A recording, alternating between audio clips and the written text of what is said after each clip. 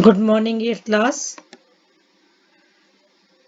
Yesterday we have studied about harmful microorganisms and we will continue with that only. Female Anopheles mosquito, it causes malaria, and female Aedes, it causes dengue. We have studied up to that only, or I think you have done questions whatever I have given you yesterday. Now next we will continue with that only. All mosquitoes breed in water, hence one should not let water collect anywhere. Means mosquitoes breed in water, so we should not collect water anywhere.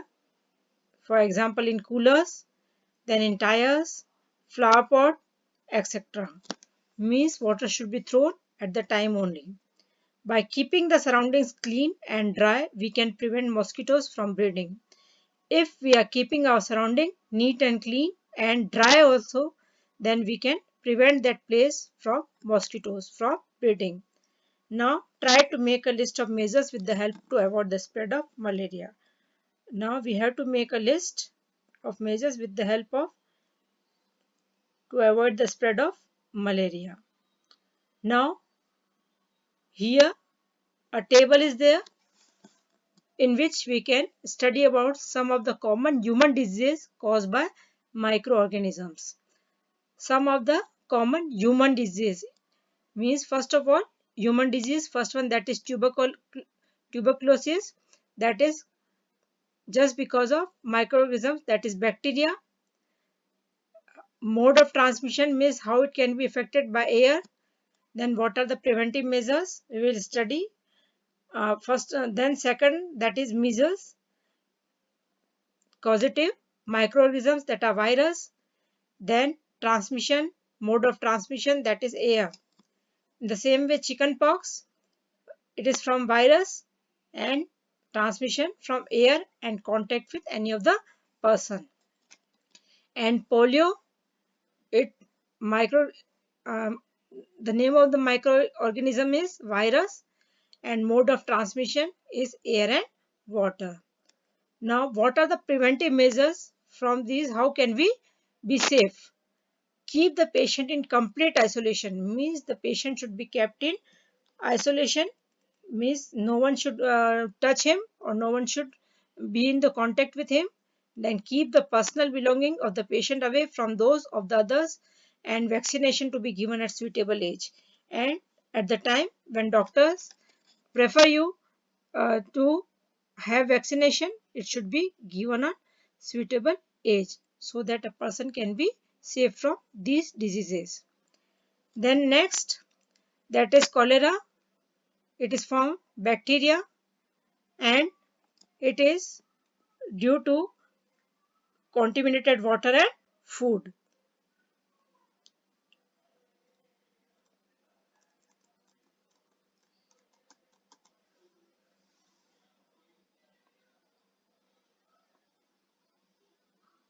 It is due to contaminated water and food.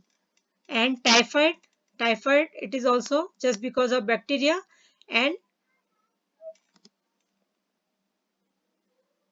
mode of transmission is water. Then what are the preventive measures? How can we prevent it from? That is maintain personal hygiene. We should remain neat and clean and good sanitary habits. And the sanitary habits means proper bath and proper our sanitations, means all wash basin, everything, it should be clean only and your hand should be washed properly. Then consume properly cooked food and boiled drinking water, and we have to consume properly the food which we have cooked, it should be covered, and then water which we are drinking, it should be boiled, and vaccination, it should be on time. The next, that is hepatitis. It is from virus. Hepatitis B, it is from virus. It is just because of water, contaminated water we are drinking. Then we have to drink boiled drinking water, means if we are having hepatitis B, we have to drink boiled drinking water, and vaccination should be done on time. The next, that is malaria. It is because of protozoa, and it is just because of bite of mosquito, and the name of the mosquito is female anopheles. And then use mosquito net. We have to, for the safety measures, we have to use mosquito net and repellents, means your good night and anything you can use. Then spray insecticides and control breeding of mosquitoes by not allowing, means mosquitoes should not breed anywhere, and we have to spray insecticides to kill these mosquitoes. And water should be not to be collected in our surroundings, means in coolers and anywhere it should not be collected. Now next, some of the common diseases affecting humans, their mode of transmission and few general methods of prevention are given in table 2.1. You can see again how can you prevent yourself from these common diseases. Now, disease causing microorganisms in animals. Now, how animals can be affected by these microorganisms. Several microorganisms not only cause disease in humans and plants, but also in other animals also. Means not only in plants and humans are affected by these microorganisms, but animals are also affected by these microorganisms. For example, anthrax. It is a very dangerous human and cattle disease caused by bacteria. Anthrax is a dangerous human and cattle disease which is caused by bacterium, and foot and mouth disease of cattle is caused by virus, and the disease in the foot and mouth, these are caused in cattle by a virus. And you can see in the picture, Robert Koch discovered the bacterium Bacillus anthracis which causes anthrax disease. Means he discovered a bacterium which causes anthrax disease. Now, disease causing microorganisms in plants. We have studied in animals, now in plants. Several microorganisms cause disease in plants like wheat, rice, potato, sugarcane, orange, apple, and others. Several microorganisms which causes disease in plants like wheat, rice, potato, sugarcane, orange, apple, and others. These all plants can be affected by microorganisms. The disease reduce the yield of crop, means if once a plant is having this disease, then it will not get, we will not get good quality or good yield of crop. Now under this table 2.2 we can see some of the plant disease.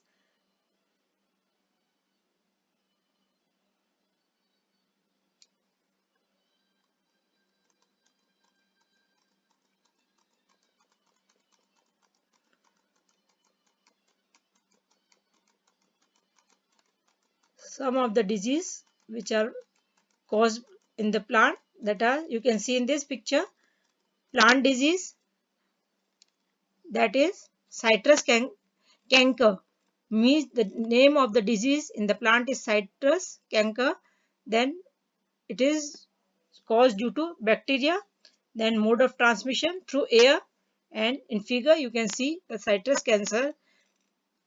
Then rust of wheat, means wheat get rusted due to fungi, and it is due to air and seeds, and you can see in the figure the rusting of wheat.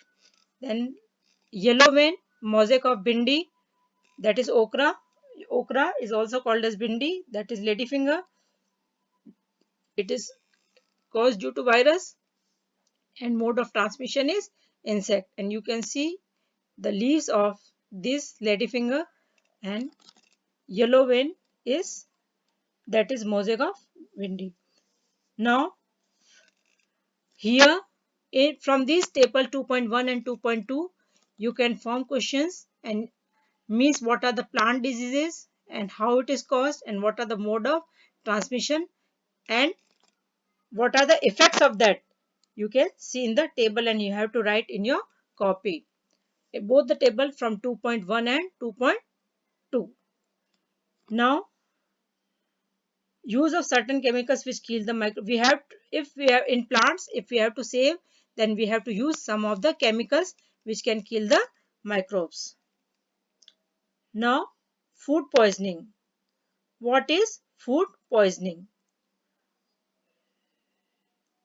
We can say that food. Here, Bhuzu was invited by his friend to a party and he ate a variety of food stuff. Means when we are going anywhere to take food, then there are variety of food and we take too much quantity of food. Then on reaching home, he started vomiting because of unnecessary, or you can say more than required amount of food he has eaten. So he got vomiting at home. So then we had to take to a hospital and they took him to the hospital. The doctor said that this condition could be due to food poisoning, and doctor said, then means what is food poisoning? Then we will study that food poisoning could be due to the consumption of food spoiled by some microbe. Means how food poisoning occur. Here one question is there. How food poisoning occur? Food poisoning occur just because of consumption of food spoiled by some microorganism. Means if food has been spoiled by some of the microorganisms, then food poisoning can occur to our body. Then microorganisms that grow on our food sometimes produce toxic substance. Means how food poisoning occur? You can see one question is there. How food poisoning occurs? Means these microorganisms they grow on our food sometimes, which produce toxic substances. Then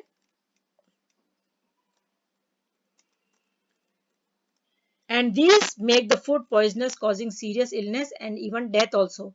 Means if there is too much food poisoning, then a person can die also. So it is very important that we should protect food to prevent it from being spoiled. So our food should be kept, if not in use, then we have to put in refrigerator so that it cannot be spoiled and we can get the good food, and no need to take unnecessary food in the body. So today we have studied students up to that only. Means you have to make questions from 2.1 and 2.2 about the diseases and causes and how can be prevented, and you have to write in copy, and what is food poisoning and how it occurs. We have studied up to that only, and tomorrow we will study about food preservation.